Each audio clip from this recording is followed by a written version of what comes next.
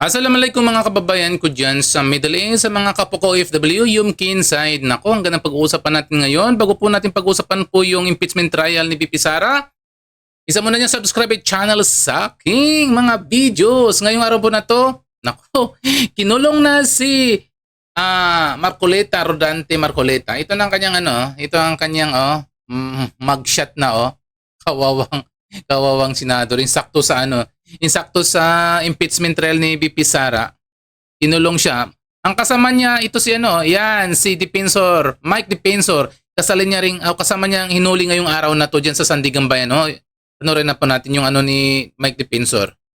Una sa ating gobyerno, ulit ko yung sinasabi ko, hindi naman nakulong yung mga nagsasalita sa korupsyon, pero yung mga korap, wala pa rin nakukulong hanggang ngayon. O diba mga kababayan ko? Ngayong araw, nakatiming po sa pag-impeach kay VP Sara sa Senado. Lalong-lalo pa si Dante Marcoleta. Timing na timing, no?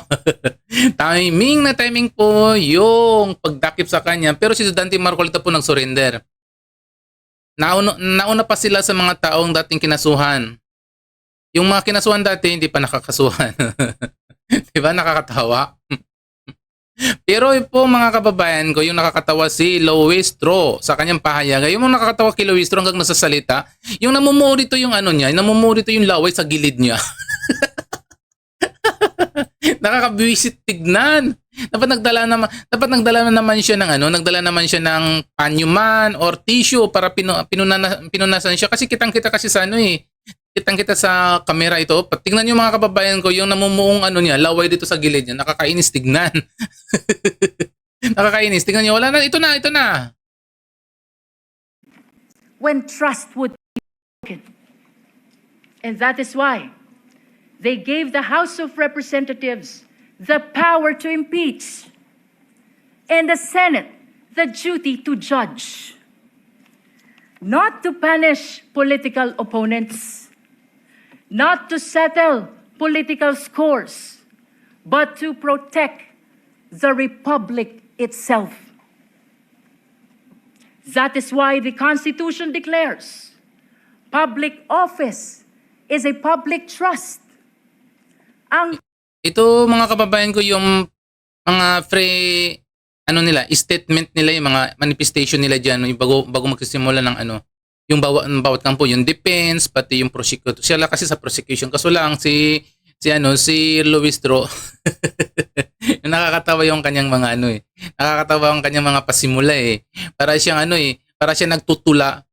Kaso lang ang pinakamaganda kung napapansin niyo lang po mga kababayan ko, talagang matibay po magaling magsalita po si Attorney Saison yun doon sa sa defense team ni VP Sara. Magaling magsalita talaga. Ito si Lowestro, parang tingin ko hindi to sanay sa court Hindi to sanay sa court na makipagbardagulan Marunong si Saison. Ang dami niyang mga puntos, ang dami niyang mga sinasabi sa na mga sinabi sa kanyang pre-manifestation din ni Saison doon po sa defense team. Kaso lang itong napansin ko talaga kay Lowestro, yung parang dami niyang sinasabi na laban sa mga Duterte. Sabi niya wala daw ang kinikilingan yung batas daw ay para sa may mga kasalanan. Parang naawa daw siya sa mga mag-aaral, sa mga OFW. Naku, binanggit niya pa yung OFW sa mga teacher daw na nawawala yung pera. Lowestro, para sa kapakanan ng lahat, ang habulin nyo yung trillion na perang ninakaw sa flood control. Yun ang inahanap ng taong bayan. Parang lahat na lang naisisisi nyo sa Vice President. Tignan nyo, gagawa sila ng pero fair trial daw sabi niya, wala daw kinikilingan. Pero ang nangyayari kay Lowestro, 100% may kinikilingan ka nga Parang nakapokus lang kayo kay VP Sara, pero yung nawawala sa flood control wala, kaya ito tuloy natin ang kanyang manifestation. Kapangyarihan ay hindi pag-aari ng sino mang opisyal. Hiram lamang ito sa taong bayan. At ito ang dahilan kung bakit naririto tayo ngayon.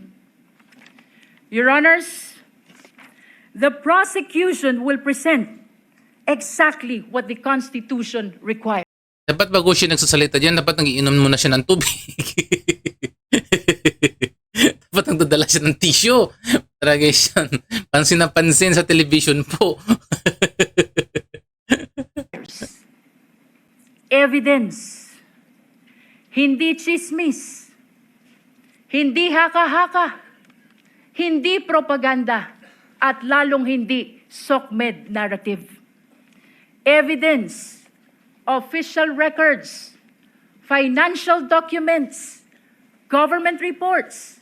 Video recording. Statements under oath.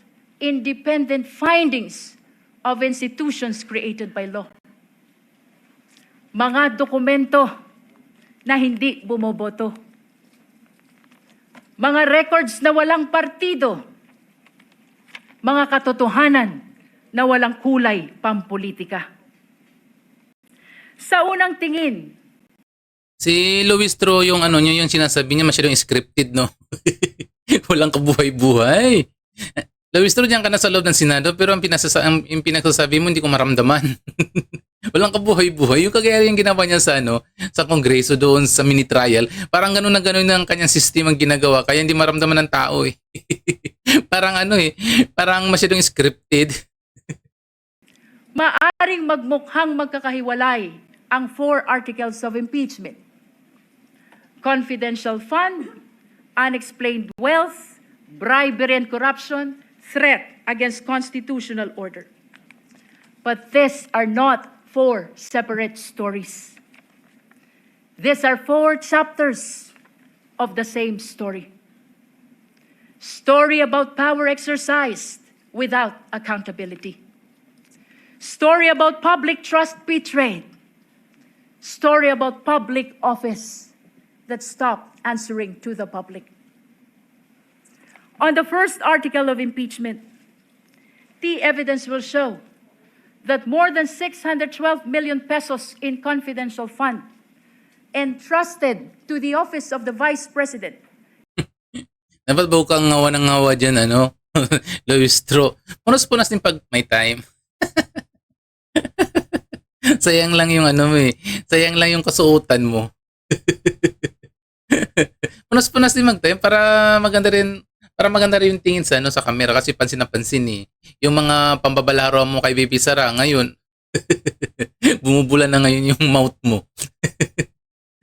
And the Department of Education were disbursed, transferred and liquidated under circumstances that cannot withstand scrutiny. 612 million pesos. Hindi ito pera ng gobyerno. Pera ito ng sambayanan. Pera ng manggagawa. Pera ng magsasaka. Pera ng OFW. Pera ng guro. Pera ng bawat Pilipino na nagbabayad ng buwis at nagtitiwala. Pera ng OFW, pera ng manggagawa, pera ng mga guro. Nako! Pero yung flood control, parang hindi mo sinasabi ang ganyan eh. Na pera yan ng mga guro, pera ng mga OFW, pera ng mga manggagawa. Parang hindi nyo, trillion yun Talagang kaba na yun ng kaba ng Pilipinas na yun yung ninakaw sa Pilipinas. Tapos ngayon sasabihin mo sa 120 million, pera ng manggagawa, pera ng OFW, pera ng mga guro. Parang lahat naman ng sinasabi mo, parang talagang scripted masyado, Luis Tro. Yung trillion na perang ninakaw, parang kibit balikat mo lang. Kasi nga, kakampi mo yung administrasyon. Ngayon, hindi mo kakampi yung mga Duterte, kaya ngaw-ngaw ka ng ngaw-ngaw sa ngayon, kung ano na lang ang pinagsasabi mo na sa sobrang lagbi ang ninakaw ng flood control, hindi mo naiisip pang patikusin yung mga ninakaw sa administrasyon ng mga administrasyon. Siyempre, si Romualdez, membro ng administrasyon yan eh. Hindi mo binabatikos. Naggagamitin ito ng tama. The evidence will show liquidation reports supported by questionable documents. The evidence will show acknowledgement receipts bearing names government records could not verify.